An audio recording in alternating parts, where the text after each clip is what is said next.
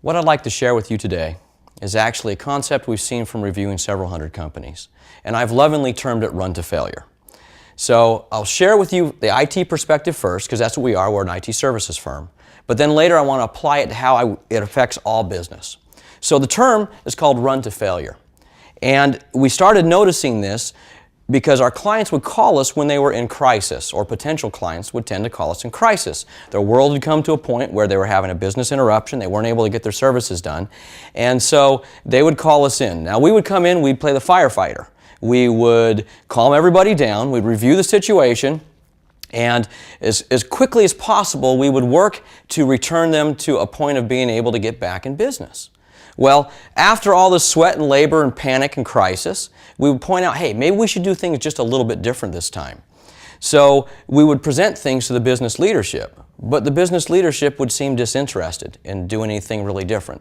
They were now able to function on their business, they were now content and happy, they had no real desire or drive to move forward. So what would happen inevitably is over a period of time, we'd get a phone call again. And once again, we'd be back in crisis. And so it'd be the Chinese fire drill. We'd run in there, we'd calm everybody down, we'd solve the problem again, and then we'd knock on the door of the business leader and say, hey, we should do something different. It kept going on again and again. So this cycle appeared, if you will, that recurred. Sometimes we call it Groundhog Day, but we termed it run to failure.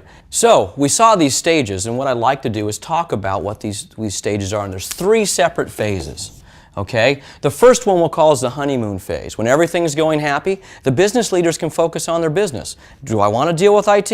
I don't need to deal with IT. I get to make money. I get to do what I do best. So this point is we call the honeymoon phase. The next one is the death spiral. Okay? Things are starting to go down. We notice they're going down, but as Monty Python, I'm not dead yet. You know, I can still survive. I can still print the thing. I can get it out. I don't have to make a decision, so I'm going to ignore it. Well, then you hit the crisis point, and then you start throwing money at it. So this is the crisis recovery phase. And this is a painful spot to be in, but we've all dealt with this. And then we go through this again and again. We go from honeymoon to crash, honeymoon to crash. This cycle, actually, we see many areas of our lives. We don't put the donut down till we're having a coronary bypass surgery, right? You don't work on your relationship till you're in divorce court or it's shaking and falling apart. You don't repent till you're on your deathbed, right? If we are not comfortable making a decision, we'll tend to avoid that decision. And you see that cycle here very clearly. If you're not comfortable, you wait till you're forced to make that decision. As I explain this to business leaders, we would review it and they would accept it, but they wouldn't change their behavior. This befuddled me. I spent years looking at this diagram again and again, trying to figure out why. Why? This is obvious. Why do we have to crash? Why does our lives fall apart? Why do we have to do these things before we'll make a decision? So after a bit of evaluation and looking at it, I put a couple other things on this graph that help explain it. So let me clean this up for a second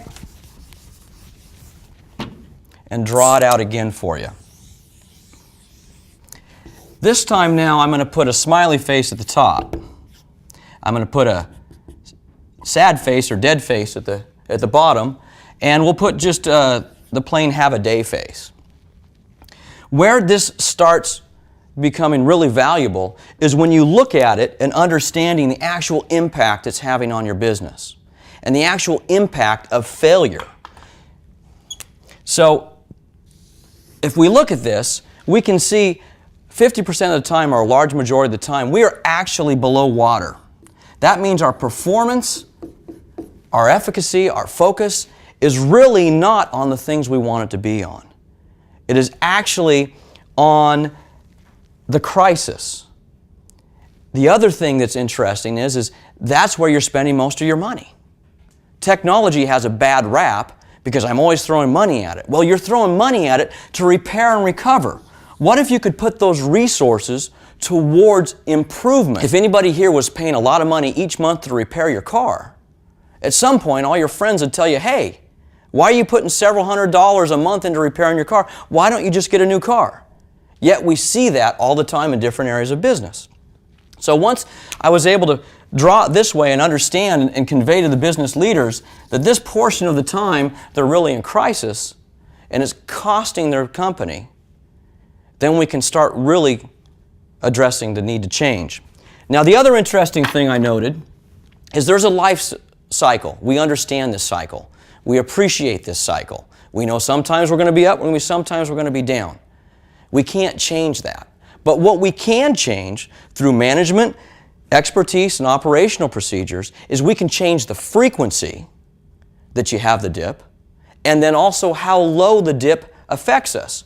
So what we found through good operational practices and planning, you can actually take the cycle and flatten it out and smooth it out on the top side. You do not have to go to your deathbed before you decide to exercise, right?